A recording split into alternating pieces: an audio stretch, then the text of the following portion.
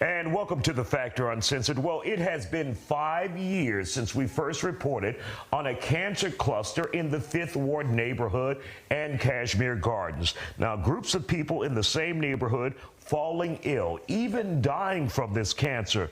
Data links some of those illnesses to chemicals being hauled by the Union Pacific Railroad, according to the lawsuit. Now, tonight, we hear from a woman who lost both her parents and the attorney representing hundreds of people. And joining us now here on the Factor Uncensored to talk about the cancer cluster that we're seeing in the 5th Ward, we have with us attorney Jason Gibson and his client, Anna Dorsey. Glad to have you here on the Factor Uncensored. So, Anna, let's begin with you. How has this cancer cluster affected your family? Drastically, sir. My mother, she passed away approximately 7 years ago, bladder cancer. And prior to that, approximately 15 years prior to that, my father, he passed away with brain cancer. It has rocked, totally devastated our entire family because they truly were the pillar of the 5th Ward area as far as how they contributed to the churches, the police departments, and the fire departments. Did you guys have any clue that this could have been the result of the cancer cluster, the creosote in the community that, according to your attorney and other investigations left behind by the Union Pacific Railroad? No, sir. No, sir, not at all. Not the remotest clue, no. And have you seen other neighbors with cancer as a result of being in the area? Absolutely, sir. Friends and families and direct neighbors, literally next door to us on either side, have died with cancer. And Mr. Gibson, when you take a look at this case, how egregious is it when you consider so many people have been affected, according to the allegations, by cancer because of this railroad?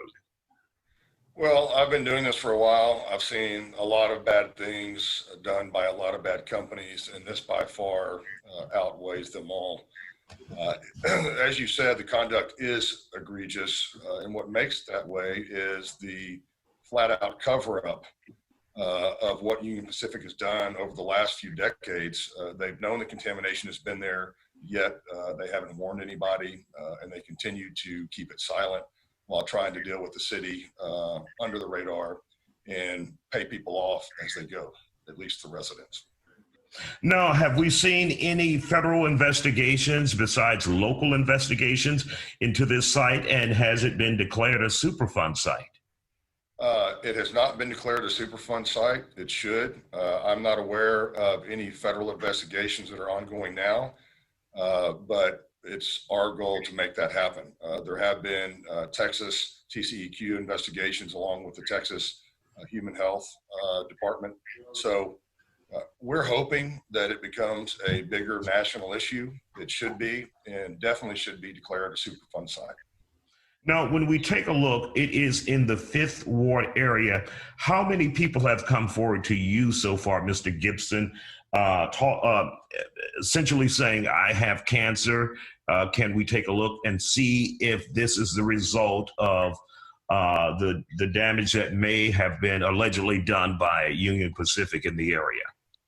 Yeah, well, 5th Ward and Cashmere Gardens neighborhoods and areas, we currently represent over 1,300 residents. Wow, 1,300 people. 1,300. We filed lawsuits on behalf of over 900 of those so far. And this is a number that will blow your mind. Almost 500 of those are cancer related. I mean, just think about that for a second. And has the Union Pacific issued any kind of response to the lawsuit? Yes.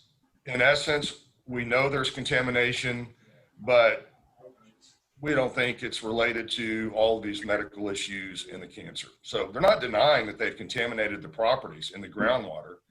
They're just going to argue that, hey, all this stuff that's going on is a coincidence. All these cancer cases are a coincidence. The studies conducted by the state of Texas are a coincidence, and there is no cancer cluster related to it, to us or our contamination. So that's the issue.